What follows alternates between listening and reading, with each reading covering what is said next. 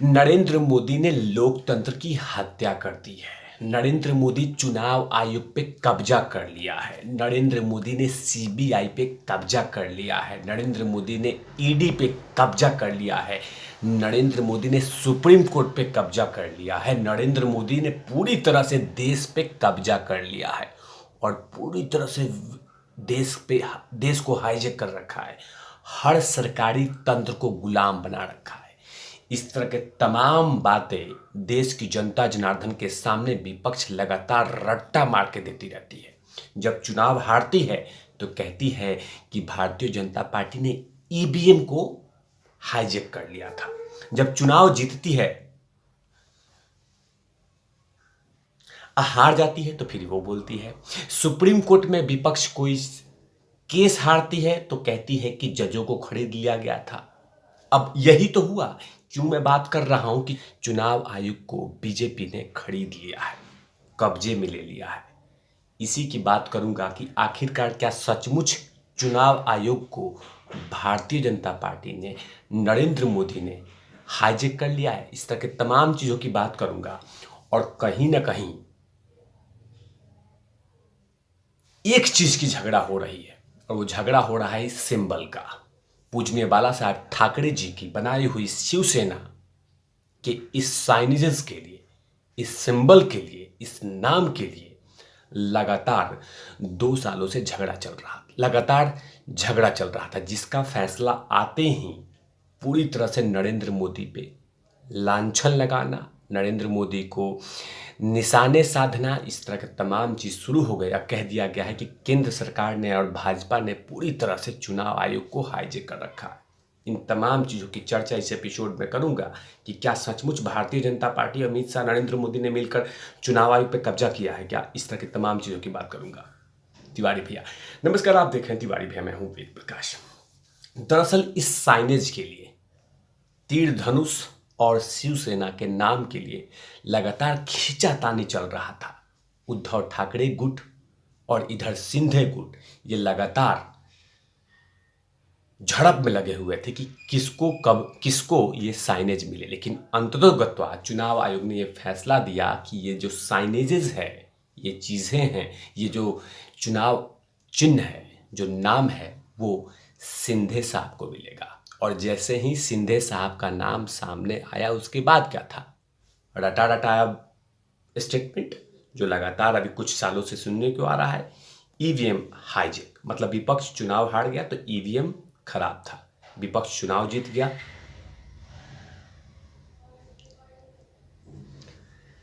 मजा आ गया। नरेंद्र मोदी खत्म हो गया, नरेंद्र मोदी खत्म हो रहा है, इसका एकदम कभी भी हार सकता है, 2024 में नहीं आ गया, इस तरह की तमाम बातें। और जहां पे चुनाव बीजेपी जीत गई तो चुनाव आयोग को खरीद लिया बीजेपी ने, ईवीएम को हाईजैक कर लिया। इस तरह की तमाम बातें सुनने की मिलती है। तभी तो चुनाव आयोग ने जैसे ही सिंधे गुट को ये फैसले दिए और सिंधे गुट को, जैसे ही चुनाव आयोग ने सिंधे गुट को ये कहा कि आपका जो साइनेजेस होगा, जो आपका चुनाव चिन्ह होगा, वो तीर धनुष होगा और साथ में शिवसेना होगा।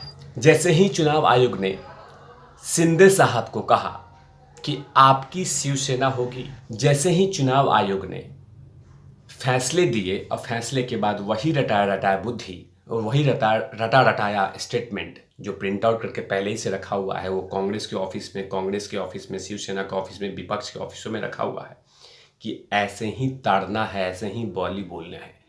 और उसके बाद क्या था कि स्टेटमेंट आ गया, जो स्टेटमेंट की बात करने वाला हूं। दरअसल जैसे ही चुनाव आयोग द्वारा एकनाथ शिंदे गुट को शिवसेना का नाम दिए जाने के बाद उद्धव ठाकरे गुट में निराशा छा गई। उद्धव ठाकरे गुट के नेता और राज्यसभा के सांसद संजय राउत ने कहा कि इस सरकार ने करोड़ों रुपए पानी की तरफ बहा दिए और वो पानी कहां तक पहुंचा वो तमाम लोग देख रहे हैं। ये हमें परेशान करने की जरूरत नहीं है, पब्लिक हमारे साथ है, हम नए चुनाव चिन्ह के साथ और जनता की अदालत में एक बार फिर से शिवसेना जाएगी। मतलब नरेंद्र मोदी ने पैसे बहाए हैं, केंद्र सरकार ने पैसे बहाए हैं कपाने की तरह कि आप शिवसेना के साइनेजेस को है जो सिंधे साहब को दीजिए, ना कि उद्धव साहब को। इस तरह की बातें हैं। पैसे की तरह नरेंद्र मोदी ने पानी की तरह बहाया है।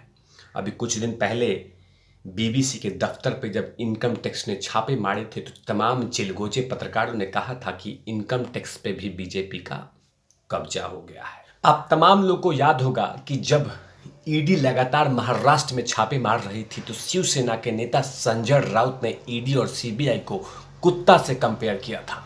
याद होगा, ईडी और सीबीआई को कुत्ते से कंपेयर किया था। तो जाहिर सी बात है कि कहीं ना उद्धव ठाकरे के गुट में अगर उनके फेवर में एक फैसला नहीं आया है तो कहीं ना कहीं सवाल तो नरेंद्र मोदी पे उठाए जाएंगे। और वही हो रहा है। लगातार शिवसेना के उद्धव ठाकरे गुट सिर्फ उनका टारगेट भाजपा और चुनाव आयोग पे है। कुछ नेता तो ये कह रहे हैं कि चुनाव आयोग भाजपा का एजेंट है, भाजपा का एजेंट बन चुका है, भाजपा का गुलाम बन चुका है। इन शब्दों का इस्तेमाल किया जा रहा है। जब ईडी महाराष्ट्र में छापे मारती थी तो कहा जाता था कि ईडी भारतीय जनता पार्टी के एजेंट की तरह काम कर रही है।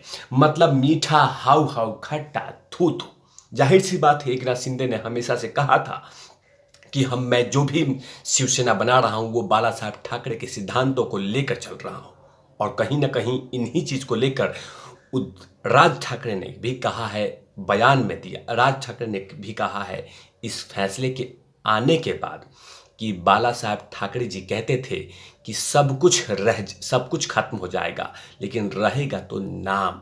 और वही नाम को लेकर कहीं न कहीं एकनाथ शिंदे लगातार मेहनत कर रहे थे।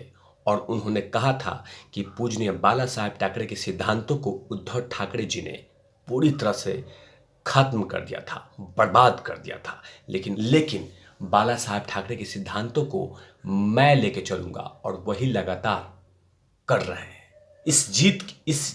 इस फैसले के बाद पूरी तरह से शिवसेना के नेता बौखलाए हुए हैं, अनर्गल बयान दे रहे हैं। एक नेता तो 2 कदम आगे बढ़ गए। उन्होंने कहा, ऐसे आदेश का अंदेशा था हमें लगातार कह रहे थे कि चुनाव आयोग पे हमें भरोसा नहीं है। जब ये मामला सुप्रीम कोर्ट में है तो अभी तक निर्णय नहीं लिया गया है।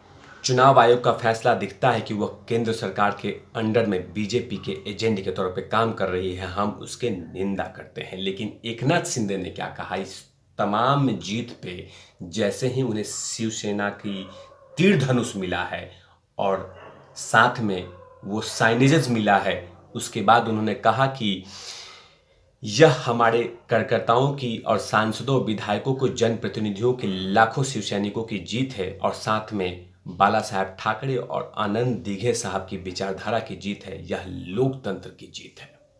कहीं ना कहीं पूजनीय बाला साहब ठाकरे के हिंदुत्व के एजेंडे को शिवसेना मतलब कि एकनाथ शिंदे लेके चलने वाले हैं और वही लगातार कह के आगे वो बढ़ रहे हैं। लेकिन इस हार से कहीं ना कहीं उद्धव ठाकरे गुट पूरी तरह से बौखलाई हुई है और लगातार उनका टारगेट है नरेंद्र मोदी और केंद्र सरकार।